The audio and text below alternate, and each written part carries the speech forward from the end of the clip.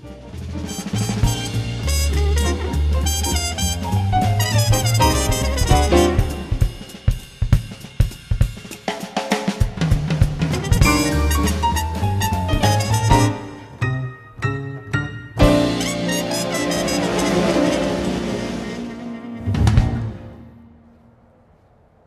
and welcome back to the Public Gardens GIS training series.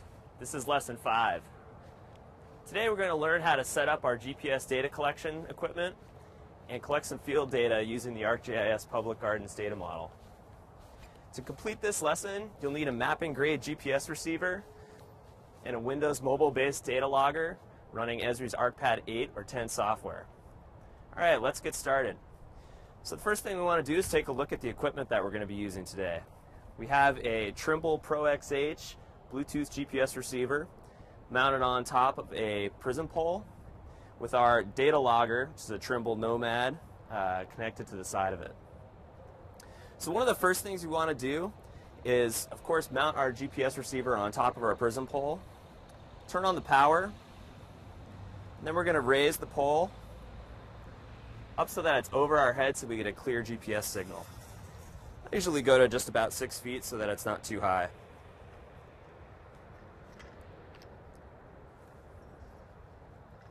And then the next thing we're going to do, of course, is lower our data logger down to a height where we can actually see the screen.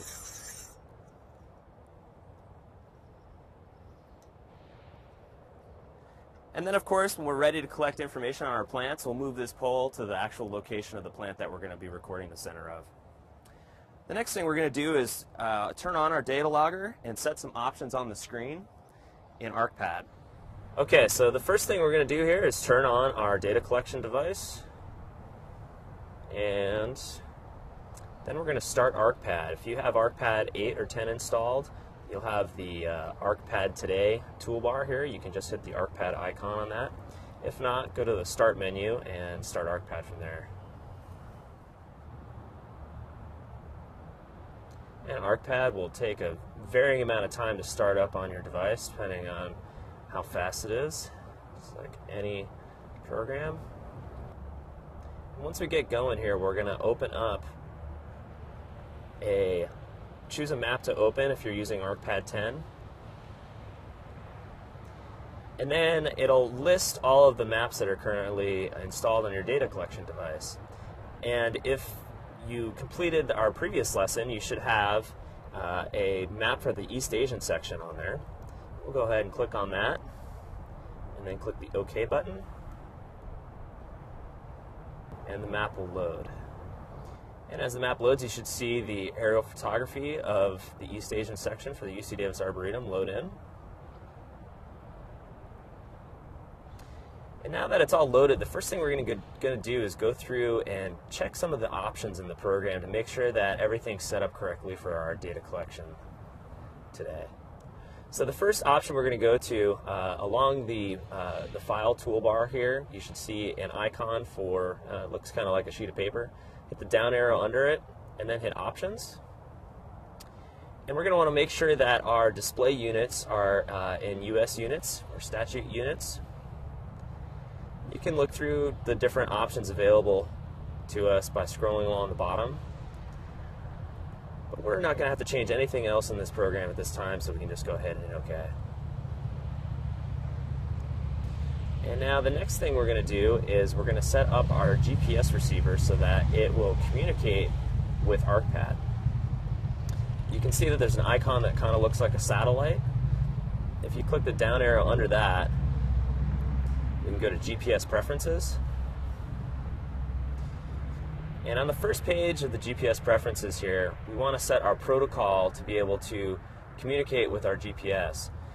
Now this GPS receiver is a Bluetooth receiver, and I've already set it up in the Windows Bluetooth settings so that the receiver can communicate with Windows. And when I did that, I set it to be on COM port 8, and that's a serial port that we've set up. Now, depending on your GPS receiver hardware manufacturer, you'll have different instructions for setting that up, and we recommend that you follow the instructions that come with your device. So, because I have a Trimble receiver, I have the Trimble GPS Correct protocol installed for ArcPad that lets ArcPad communicate with our receiver. And I know that I set up my receiver to be on serial port COM port 8, so I've already selected that. There's some other options here. You can choose to automatically activate your GPS receiver when ArcPad turns on. And showing the GPS activity in the system tray is always a good idea to stay kind of up to date with the communication between ArcPad and your receiver. And then I like to put on automatically pan view. This option will allow us to, or actually allow our map to pan exactly to where we're standing with our GPS receiver, which can be really handy for locating your current position. If you go to the capture page of options here, this is a really important area of settings. We want to make sure that we have averaging enabled, and what this will do is it'll take several GPS readings as we go along, and it will average them together to create a more accurate reading. So the number of positions to average, I like to have a minimum of 25. For greater accuracy, you may want to change that to 50 or even 100, depending on the application that you're going for. And then when it says vertices, if you're drawing a polygon, this is how many points it will average for each vertex in the polygon. I'm going to change this to 10. And generally, this setting's a little bit lower than the number that you use for points. And streaming is if you're going to trace something like a sidewalk or a linear feature and you want to be able to walk along it and have the GPS automatically record information as you go. You can change the interval for that, but we're not going to be using that today, so we won't address those options. Under the Quality tab, you can select what type of warnings that you receive from ArcPad, depending on the quality of your GPS data. We're going to make sure that we have compulsory warnings selected, and the checkbox next to maximum and PDOP. We're going to put in a value of 6, and this is a recommended value from the GPS manufacturer for data quality. And then I also want to make sure that I have DGPS only selected here, and what that does is it basically makes sure that we have a differential GPS connection as we're going along. And differential GPS allows for us to be able to get a GPS signal from another location as we're recording information, and this increases the accuracy of our signal. And moving along here, go to GPS height. Now this is really important. You noticed earlier that I set my prism pole to be a height of 6 feet, and this number we're going to record in this box here, and this essentially allows the software to move the point for the GPS receiver down to the actual surface of the ground so that we get an actual height measurement that is very accurate. And then it's good to have the use map units for height units checked, and that makes sure that we're using consistent units all the way across in our data. You can go to the datum tab, and this is generally set to WGS84, which is the datum that most GPS receivers use, so you can leave that alone. And then under alerts, you can select what kind of alerts ArcPad will tell you as you're going along, depending on the quality of your GPS data. If we expand this column out, we can see what some of these different alerts are. I usually leave the majority of them on. The only ones I have turned off are the settings for not a 3D fix, and because we're not recording 3D data today, we're not recording a height measurement, I don't need to get warnings about those things. And then the last tab, location. This tab will store information about your last known location, but since we haven't collected any data today, those two values are set to 0. And that's it. So we can go ahead and hit OK. And now we're ready to turn on our GPS receiver. So from the satellite menu, hit the down arrow, and then hit GPS active.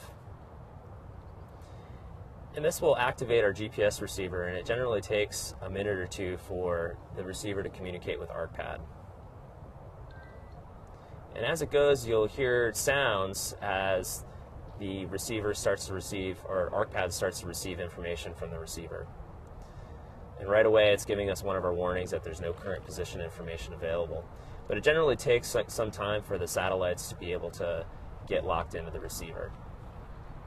You'll notice the red section at the bottom of the screen.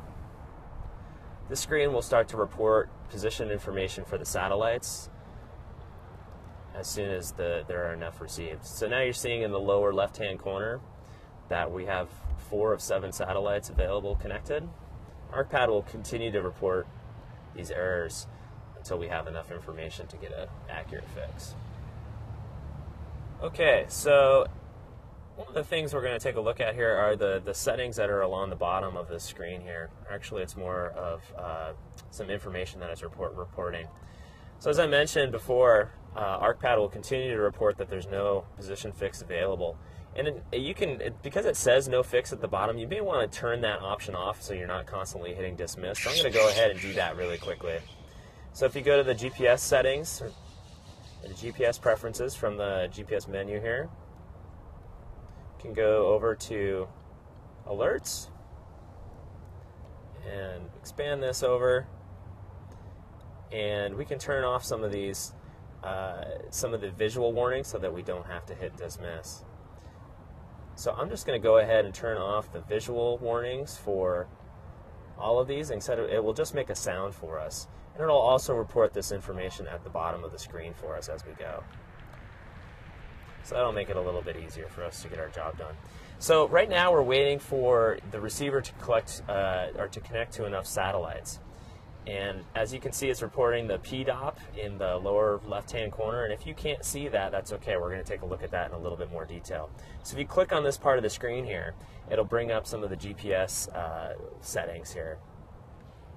The first tab it comes up on this particular device is the sky plot screen, and it shows basically the positions of the satellites in the sky and which ones we're connected to. The ones with asterisks are the ones we're currently connected to, which is only 4. And because they're not appropriately dispersed throughout the sky, we're not receiving enough information to be able to collect data based on the settings we've specified. You can go to the compass screen, and it'll show us which way we're currently facing or walking. You can go to the quality screen, and as we receive enough information, these numbers will fill in to tell us what kind of accuracy we're getting. And right now you can see that our positional dilution of precision, or PDOP, is 16.1. If you remember earlier, we set the minimum PDOP value to be 6, so that value's got to go down considerably before we're able to collect data. If you're having a problem connecting the satellites, you can move out to a location where you have a clearer view of the sky. And sometimes that can be difficult for collecting plant data because the plants you are trying to collect information on are in a poor position. And that's where a laser rangefinder comes in, and we'll discuss that a bit more in the next lesson. Some other screens that you can look at here, there's a debug screen if you're having problems getting your receiver to connect to ArcPad. And there's also a data screen that will fill in information as we're receiving enough information from the satellites. So I'm going to go ahead and hit OK here to get out of the screen. And since we still haven't connected to enough satellites here, we're going to take a break and come back when we have. Okay, so now our receiver is connected to enough satellites where it's starting to report information for us. It's now moved the small red cursor in the middle of the screen to our actual location on the aerial photo. And now it's reporting that we have a PDOP of 4.9 in the lower left-hand corner, if you can't see it. And then the rest of the bottom of the screen, it's reporting our latitude and longitude, our elevation above the datum, and our current speed, which hopefully should be 0 miles per hour at all times.